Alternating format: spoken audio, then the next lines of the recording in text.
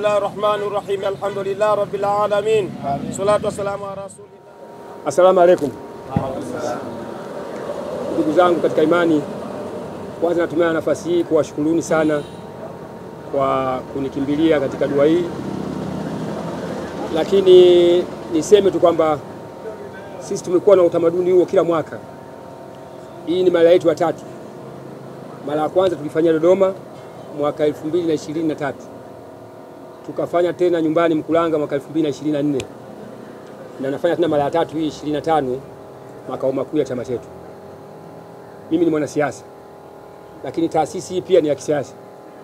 Lakini mimi ni jamii ya Waislamu. Hata kama una mashaka kidogo, lakini mimi ni Muislamu wa kushahadia kabisa. Na washukuruni sana kwa kuitikia wito huu wa kuja kwenye dua hii.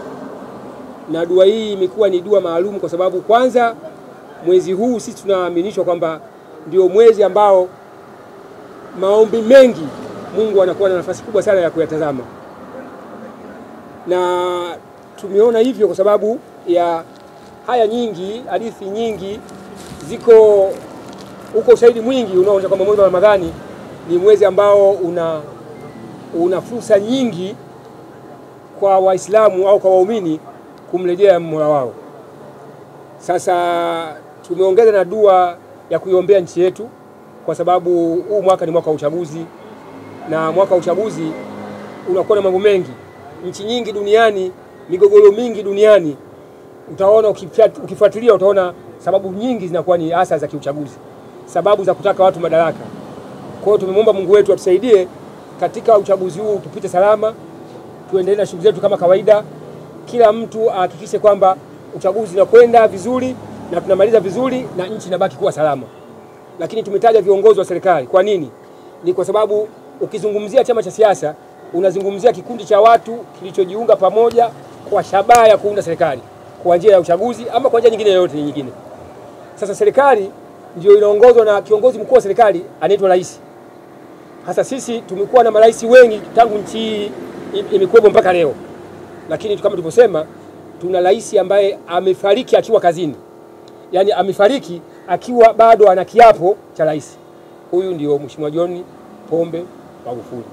Tumeona na yeye tumtaje angalau kwa dakika moja ili na sisi mchango wetu kama sehemu ya dua kwa ajili ya kumwombea Mwenyezi Mungu huko aliko, Mungu amfanyie wepesi kadri atakavyoona inafaa.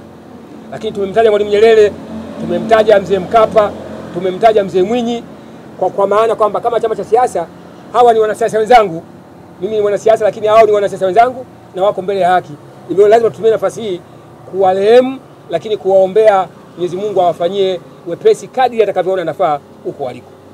Na washukuruni sana kwamba hii ni dua tu ya kawaida kama dua zingine, na kwa sababu chama tumeandaa uji, basi naomba muende tukafanya ibada hii ya magharibi, lakini turejee hapa kwa ajili ya kupata uji, alafu baada ya hapo basi Mwenyezi Mungu atatufanyia wepesi katika shughuli zetu zingine.